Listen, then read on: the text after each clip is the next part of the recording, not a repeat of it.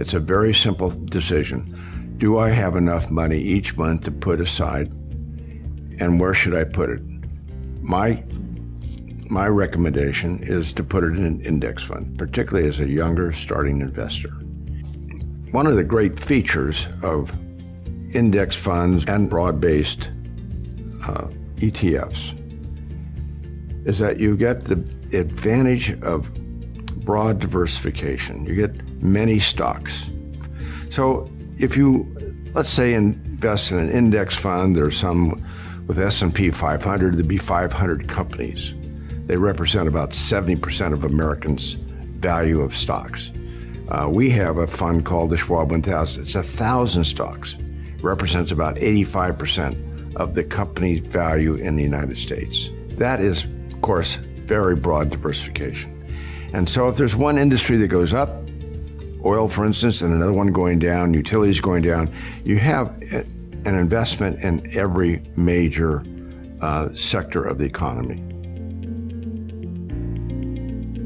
In the first video of this series, we looked at the importance of investing in stocks to grow your wealth. But choosing the companies and industries that will deliver the best earnings growth is a real challenge. Competitive trends, management's ability to execute on their plans, and unpredictable events make it very hard to forecast results with success and consistency.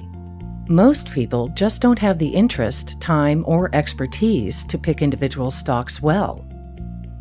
Multiply that effort by the many individual stocks you'll likely need for a well-rounded portfolio, and the complexity adds up quickly. Research shows how difficult it is even for the pros to actively buy and sell individual securities and match the market's performance. So to get the best chances of building a portfolio that is designed to grow and to get invested in as many different companies in as many different sectors as you need to be well diversified, what do you do? One of the easiest and low-cost ways to get invested in as many companies as possible is to invest in a mutual fund or an exchange-traded fund, an ETF, to own a basket of companies. And a smart approach to that is index investing, which provides two important advantages: diversification and minimizing costs. You're probably already familiar with indexes, such as the S&P 500, the Dow Jones, or the NASDAQ. In fact, when people talk about the stock market, they're usually thinking about an index. And while you can't invest directly in an index, many mutual funds and exchange-traded funds, or ETFs, track these indexes, often simply holding the same stocks in the same proportions as are in the index. Index funds can give you broad exposure to the market. Some are so broad, in fact, that buying them means you own a tiny piece of almost every public company in America with just one investment. Index investing can be a useful tool for both experienced and inexperienced investors to form the core of a well-diversified portfolio. When it comes to investing, controlling costs is important. In fact, it's one of the few things you can control. Index funds are typically low cost compared to either buying stocks individually, where you pay a commission for each purchase or sale, or investing in actively managed funds that pay managers to choose stocks and make trades. And with the advent of ETFs, costs drop dramatically.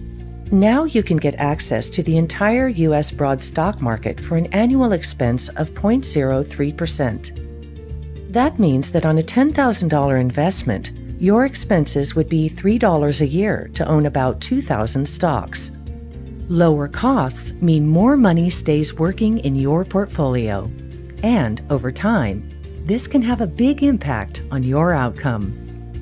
To me, there's lots of confusion in the discussion about investing, and you want to make it simple.